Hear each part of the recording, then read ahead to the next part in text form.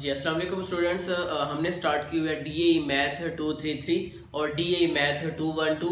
सबसे पहले हम वो चैप्टर्स कर रहे हैं जो डीएई मैथ 233 और डीएई मैथ 212 के सेम चैप्टर्स हैं। तो चैप्टर ये 6 हम स्टार्ट कर रहे हैं 212 और चैप्टर 8 है 233 कोड का, यानी डीएई मैथ 212 चैप्टर नंबर 6 होगा और डीएई मैथ 233 चैप्टर नंबर 8। ये दोनों चैप्टर सेम है लेकिन कोड चेंज है, क्लासेस यहाँ पे चेंज होंगी। तो इसके हम स्टार्ट कर रहे हैं जो शॉर्ट क्वेश्चंस हैं, क्योंकि चैप्टर 8 को हमने पहले कंप्लीट किया था। तो इसकी जो रिव्यू एक्सरसाइज है वो भी हम करेंगे, एक एक पार्ट कर रहे हैं। तो जिसका जो हमारे पास फर्स्ट पार्ट है, इंटीग्रेशन 10 इंटू एक्स का square minus 3x plus 4 and whole की पावर 9 एंड 2x माइनस 9। तो 8 चैप्टर में या 7 चैप्टर में या 6 या 5 चैप्टर में हमने ये सीखा हुआ है कि जब भी हमें 2 नंबर्स आपस में मल्टीप्लाई में मिले, ठीक है, और अगर फर्स्ट वैल्यू की या सेकंड की अगर पावर है तो वहां पे पावर रूल यूज हो सकता है। तो सबसे पहले हम क्या करेंगे, कांस्टेंट दोनों वेरिएबल के साथ मल्टीप्लाई हो रहा है तो 10 को पहले इंटीग्रेशन से बाहर ले लेंगे और x का square minus 3x plus 4 whole की पावर 9 और 2x माइनस 3 और dx वैसे का वैसे। तो जब भी आपको लगे कि 2 नंबर्स आपस में मल्टीप्लाई हो रहे हैं और एक की अगर पावर है तो उस पे पावर रूल यूज हो सकता है, लेकिन हमने ये सीखा हुआ है इंटीग्रेशन में कि पावर रूल भी तब यूज होगा जब कंप्लीट बेस का आगे डेरिवेटिव हो। तो हम सबसे पहले चेक करते हैं कि आया बेस का आगे डेरिवेटिव है। तो सबसे पहले एक्स स्क्वायर है, तो एक्स स्क्वायर का डेरिवेटिव क्या होता है, आगे 2x मौजूद है, minus same as it is, और 3x का डेरिवेटिव क्या होता है, 3 होता है। यानी इस कंप्लीट बेस पर जब मैं डेरिवेटिव अप्लाई करूंगा तो कांस्टेंट बाहर आ जाएगा, d ओवर dx x का डेरिवेटिव और d ओवर dx 4 का भी डेरिवेटिव। एक्स स्क्वायर का डेरिवेटिव होगा 2x minus 3 same as it is, और x का डेरिवेटिव 1 और 4 का 0, तो 2x same as it is, minus 3 multiply 1 3 और 0 यहां से खत्म। ये देखें 2x माइनस 3, ये भी 2x माइनस 3 है। इस तरह हमने ये साबित की है कि ये जो हम यहाँ पे चेक कर रहे हैं वो बिल्कुल ठीक है कि बेस का आगे डेरिवेटिव मौजूद है। तो जब भी बेस का आगे डेरिवेटिव मौजूद हो तो इंटीग्रेशन पे हम लगाते हैं पावर रूल, यानी base same as it is, power में प्लस 1 कर लेंगे, यही कंडीशन डिवाइड पे आ जाएगी और इंटीग्रेशन का यहाँ पे प्लस ही आ जाएगा। नाउ 10 x का square minus 3x plus 4 whole की पावर 9 प्लस 1 10 हो जाएगा, ये भी 9 प्लस 1 10 हो जाएगा। इस 10 से ये 10 कंप्लीट कट हुआ। नाउ x का square minus 3x plus 4 whole की पावर 10, ये मेरे पास फर्स्ट कंडीशन कंप्लीट हो चुकी है। नाउ सेकंड पार्ट इसका है इंटीग्रेशन x की पावर 4 और सेकंड स्क्वायर x जो है वो x की पावर 5 में है, यानी सेकंड x जो होता है, सेकंड के साथ जो उसकी वैल्यू होती है वो वैल्यू किस सूरत में है, x की पावर 5 की सूरत में है। ये देखिए अब यहाँ पे 2 नंबर्स भी आपस में मल्टीप्लाई हो रहे हैं, लेकिन यहाँ पे हम पावर रूल यूज कर ही नहीं सकते क्योंकि ये ट्रिग्नोमेट्रिक फंक्शन है और ये एक अलजेब्रिक फंक्शन है। तो दोनों आपस में अगर मल्टीप्लाई हो रहे हैं तो यहाँ पे पावर रूल यूज नहीं होगा, ठीक है, ना ही ये यहाँ पे पावर रूल यूज हो सकता है। तो फिर हम इसको करेंगे कैसे, ये देखें x सेकंड के साथ हम पहले रफ कर लेते हैं। सेकंड के साथ जो x की पावर 5 है, अगर मैं इस x की पावर 5 का डेरिवेटिव लूं d ओवर dx x की पावर 5, तो पावर शुरू में आ जाएगी, x वैसे का वैसे, और पावर में से माइनस 1 कर लेंगे। तो क्या उसने दिया आंसर, 5x की पावर 4, 5 कांस्टेंट और x की पावर 4 वेरिएबल। तो ये देखिए ये भी x की पावर 4 है, ये भी x की पावर 4 है। तो इसका मतलब है कि x की पावर 5 का डेरिवेटिव यहाँ पे मौजूद है, ठीक है। तो ट्रिग्नोमेट्रिक फंक्शन पे हम इंटीग्रेशन लगा देंगे, यानी जो ट्रिग्नोमेट्रिक फंक्शन का आंसर आएगा। हम क्या कर रहे हैं, इंटीग्रेशन को सोल्व करने के लिए कोई ना कोई मेथड हम तलाश कर रहे हैं। तो हमने एक मेथड ये तलाश किया कि सेकंड के साथ जो उसकी वैल्यू है, अगर मैं उसका डेरिवेटिव लूं तो उसका सेम आंसर यही आता है, लेकिन 5 नहीं आ रहा। तो 5 कांस्टेंट है, तो मैं इजीली कांस्टेंट को मल्टीप्लाई और डिवाइड करके इसका आंसर हम ला सकते हैं। तो ये कंडीशन ऐसे सोल्व होगी। तो मुझे क्या आंसर चाहिए, 5 मल्टीप्लाई में, तो यहाँ पे 5 डिवाइड कर लीजिए, सीकेंड स्क्वायर एक्स की पावर 5 तो मैंने पहले लिख लिया और एक्स की पावर 4 वैसे का वैसे, एंड dx और ये इंटीग्रेशन 5 यहाँ पे डिवाइड किया है तो यहाँ पे आके मल्टीप्लाई कर लीजिए, एक्स की पावर 4 वैसे का वैसे। अब देखिए एक्स की पावर 5 का डेरिवेटिव आगे मौजूद है तो integration second square x dx का इंटीग्रेशन होता है tan x और प्लस c। ठीक है, सीकेंड स्क्वायर एक्स ये कब लगाते हैं, जब x का आगे डेरिवेटिव हो, जैसे यहाँ पे डेरिवेटिव मौजूद था तो सीकेंड स्क्वायर एक्स का इंटीग्रेशन का जो फार्मूला है वो है tan x। ठीक है, इसको भी हम ऐसे ही करेंगे तो 1/5 सेम एज इट इज ही रहेगा, ये 1/5 है। Now integration second square x उसका आगे डेरिवेटिव है तो इसका यानी ये कंप्लीट मेरे पास अब क्या बनेगा, सीकेंड स्क्वायर एक्स बनेगा। तो इसका क्या आंसर होगा, tan, और आगे मैंने x लिखने और x मेरे पास क्या है, x की पावर 5 की सूरत में प्लस c। तो इस तरह की छोटा सा क्वेश्चन था लेकिन कंसेप्चुअल है, ये कंप्लीट हो चुके हैं। थर्ड पार्ट है फाइंड 6 इंटीग्रेशन x का स्क्वायर और e की पावर x की पावर 3 एंड dx, e की पावर x की पावर 3 जी।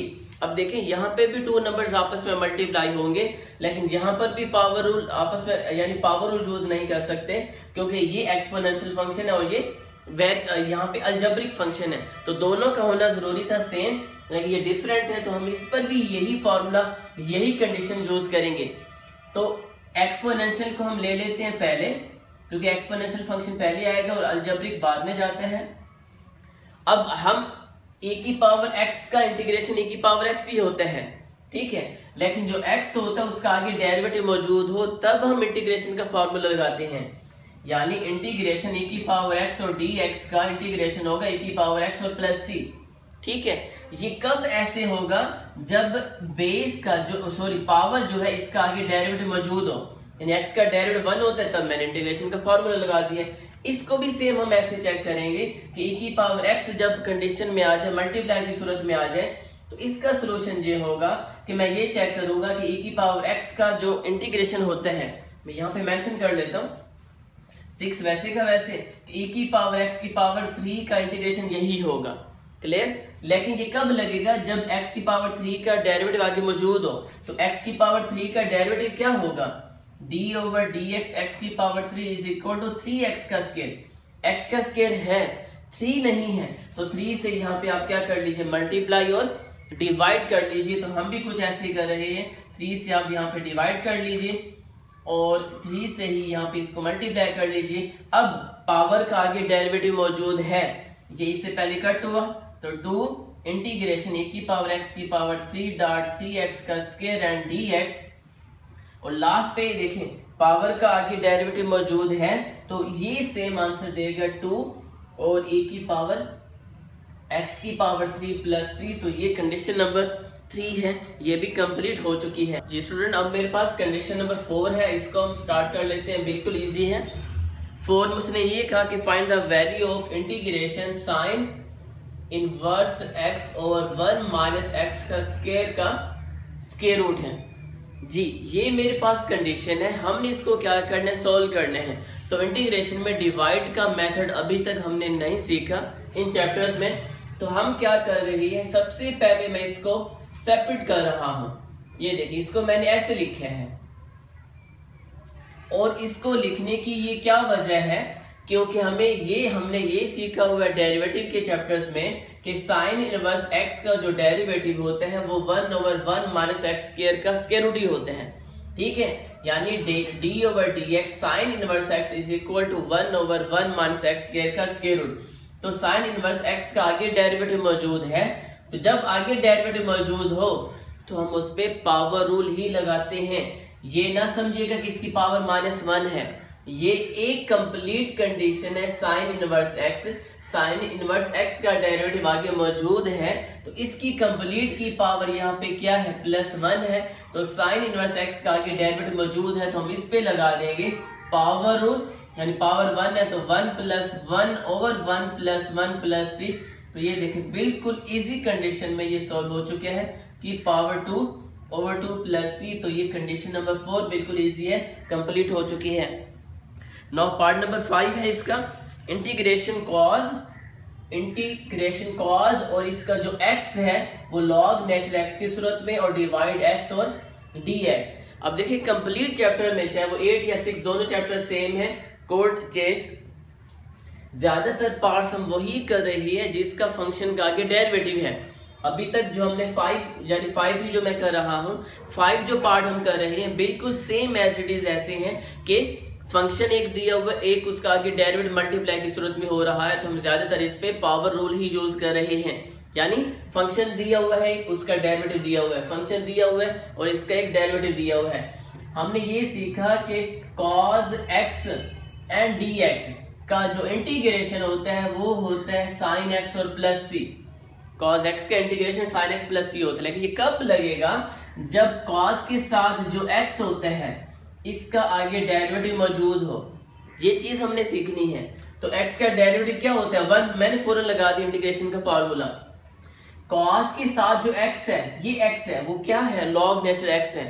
तो इसका मतलब है log नेचुरल x का डेरिवेटिव आगे अगर मौजूद होगा आगे, तो तब मैं cos का ये फार्मूला यूज कर सकता हूं। तो बिल्कुल ये बात ठीक है, क्योंकि log नेचुरल x का जो डेरिवेटिव होता है वो 1/x ही होता है।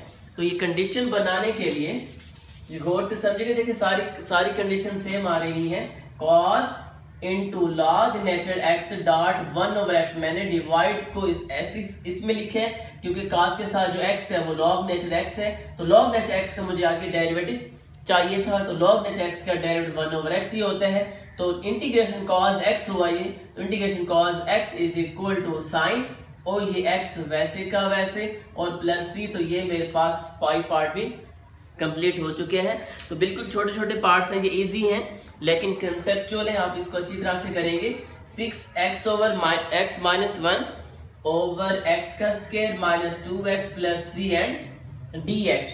अब देखिए यहाँ पे भी 2 नंबर्स आपस में डिवाइड हो रहे हैं, तो यहाँ पे भी हम कोई ना कोई फॉर्मूला तलाश करेंगे, लेकिन दोनों ही ये अलजेब्रिक फंक्शन से आए हुए हैं। तो इसको हल करने के लिए सबसे पहले मैं क्या करूंगा, जो डिवाइड में है उसको ऊपर लेके जाऊं तो इसकी पावर क्या हो जाएगी? -1, होल की पावर -1, और आगे x -1 वैसे का वैसे। क्लियर? अब पावर इसकी -1 है। क्लियर होगी एक बात। फिर हम ये चेक करेंगे इस पे पावर लगेगा या जो भी लगेगा। हम सबसे पहले चेक करते हैं कि बेस का आगे डेरिवेटिव है। x स्क्वायर का डेरिवेटिव क्या होता है? 2x होता है। x है, 2 नहीं है। और 2x का डेरिवेटिव क्या होगा? 2 होगा। तो 1 है, 2 नहीं है। इसका मतलब है हम पावर रूल या कोई और मेथड हम यूज नहीं कर सकते, क्योंकि बेस का अभी तक यहाँ पे डेरिवेटिव नहीं है।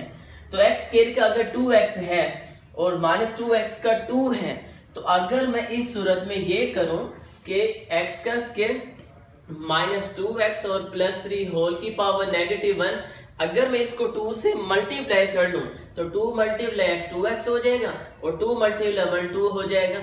और ये 2 से अगर मल्टीप्लाई किया तो इसको हम यहाँ पे 2 पर डिवाइड भी कर देते हैं। तो मैंने क्या किया, इसको ये देखिए ऐसे हम कर लेते हैं, 2 से मल्टीप्लाई कर लिया, 2 से डिवाइड कर लिया। ये जो 2 था अंदर जाके मल्टीप्लाई हो जाएगा, ताकि मुझे वेरिएबल का यहाँ पे जो बेस है उसका आगे डेरिवेटिव मिल सके। तो x स्क्वायर का डेरिवेटिव 2x, -2x का डेरिवेटिव -2 ही होगा, और ये कांस्टेंट बाहर आ जाएगा। तो इसका कोई ना कोई हल होगा। तो क्या हल है कि जब भी हमें ये देखें x की पावर -1 मिले, -1, सिर्फ -1, और ये जो बेस है इसका आगे डेरिवेटिव भी मौजूद हो, तो हम इस पे स्टूडेंट लगाते हैं log नेचुरल x का फॉर्मूला। यहाँ पे पावर रूल यूज हम नहीं कर सकते। अगर मैं पावर रूल यूज करूंगा तो बेस का आगे डेरिवेटिव है, तो -1 में +1 कर लूंगा, -+1 सेम एज इट इज। ये इससे कट हुआ, ये इससे कट हुआ, तो x की पावर 0 ओवर यहाँ पे 0 आ जाएगा, तो x की power 0 1/0 is equal to undefined. ये तो क्वेश्चन ही अनडिफाइंड हो गई है, यानी गलत हो गया। तो जब आपको लगे, मैं यहाँ पे आपको दोबारा बता देता हूँ, जब भी आपको लगे कि जो कंडीशन आ रही है उस बेस का आगे डेरिवेटिव भी है, लेकिन उसकी सिर्फ और सिर्फ पावर -1 है, सिर्फ -1, -2 नहीं, -3 भी नहीं या +3 भी नहीं, सिर्फ और सिर्फ -1 हो, तो उस पे पावर रूल यूज नहीं करना, बल्कि आपने log नेचुरल x का फॉर्मूला यूज करना। x कौन सा होगा? जो यहाँ पे बेस है। अब भी तो सेम वही कंडीशन है, बेस का आगे डेरिवेटिव है लेकिन पावर उसकी -1 है, सिर्फ और सिर्फ -1 हो, ये याद रखिएगा, सॉरी। तो -1 हो तो हम इस पे लगाएंगे 1/2 सेम लॉग नेचुरल का फार्मूला, और जो बेस होती है वो वैसी की वैसी और प्लस c। तो इस तरह मेरे पास जो कंडीशन नंबर 6 से कंप्लीट हो चुकी है।